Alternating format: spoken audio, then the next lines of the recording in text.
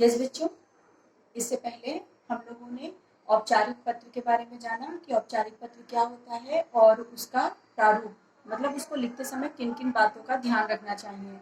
आइए अब अनौपचारिक पत्र जानते हैं कि अनौपचारिक पत्र क्या होता है और उसको लिखने के क्या नियम हैं। बच्चों, अनौपचारिक पत्र वो पत्र होता है जो हम अपने सगे संबंधियों को, अपने मित्रों को, अपने रिश्तेदारों को या अपने जान पहचान वाले लोगों को लिखते हैं। बच्चों, इसमें हम अपनी खुशी, अपना दुख, किसी को सलाह, ये हम व्यक्त करते हैं। इसमें आत्मीयता का भाव होता है। आत्मीयता का भाव मतलब उससे हम बहुत ज्यादा जुड़ा हुआ महसूस करते हैं, अपना समझ करके उसको ये पत्र लिखते हैं। ठीक है, तो इसमें इसे अनौपचारिक पत्र कहते हैं। इन्हें व्यक्तिगत पत्र भी कहते हैं क्योंकि हम ये पर्टिकुलर एक व्यक्ति को ही ये पत्र लिखते हैं। ठीक है, व्यक्तिगत पत्र मीन्स हम बहुत पर्सनली होकर उस व्यक्ति को ये पत्र लिखते हैं। इन पत्रों में आत्मीयता का भाव होता है। आइए अब ये जानें कि जब हम अनौपचारिक पत्र लिखते हैं तो हमें किन बातों का ध्यान रखना चाहिए। सबसे पहले बच्चों आता है प्रेषक। प्रेषक कौन होता है? भेजने वाले का पता। बच्चों, औपचारिक पत्र में हम क्या करते थे? सबसे पहले किसका पता लिखते थे? पाने वाले का पता, मतलब जिसके लिए हम ये पत्र लिख रहे हैं। उदाहरण के तौर पे यदि हम प्रधानाचार्य को, अपने स्कूल की प्रधानाचार्य को पत्र लिख रहे हैं छुट्टी के लिए कि हमें 2 दिन की छुट्टी चाहिए, तो यहाँ पर जो पता होता था वो किसका होता था? वो प्रधानाचार्य। ठीक है, प्रधानाचार्य हॉली स्पिरिट विद्यालय, इस तरीके से करके।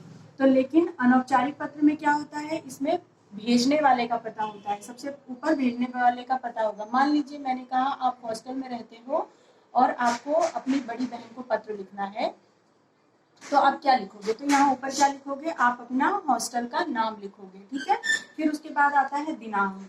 बच्चों, दिनांक आता है और उसके बाद आता है दिनांक, मतलब जिस दिन आपने ये पत्र लिखा है वो डेट आएगी। मान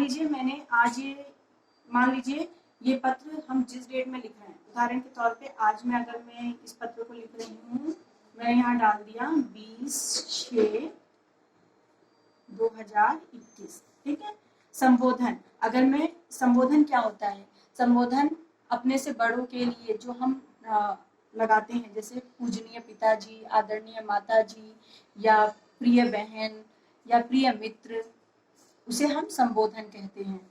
और अभिवादन का मतलब होता है अभिवादन। अब अगर हमारे पिताजी हैं तो हम उनको क्या कहेंगे? नमस्ते? नहीं, हम उनको क्या कहेंगे? चरण स्पर्श।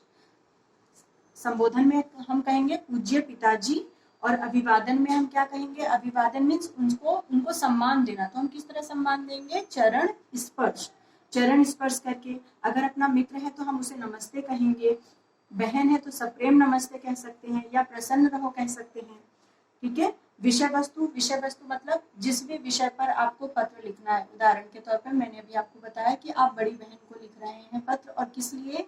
अपनी निबंध, शाला में निबंध प्रतियोगिता में आपने प्रथम स्थान प्राप्त किया है, तो उसकी बात बताते हुए, उस खुशी को जताते हुए अगर आप अपनी बड़ी बहन को लिख रहे हैं तो वही ये विषय वस्तु आएगी कि इस दिन निबंध प्रतियोगिता हुई और मैंने क्लास में प्रथम स्थान प्राप्त किया। तो इस तरीके से समापन में क्या होता है बच्चों? समापन में मतलब घर में सब लोग कैसे हैं, छोटी बहन को प्यार, छोटे भाई बहन को प्यार, माता जी को प्रणाम, ये क्या होगा? समापन।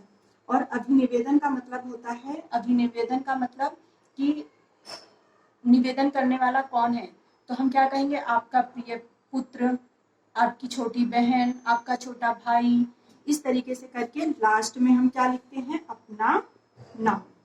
ओके, आई होप आप सभी को औपचारिक अनौपचारिक पत्र कैसे लिखते हैं, क्या होता है, ये समझ में आ गया होगा।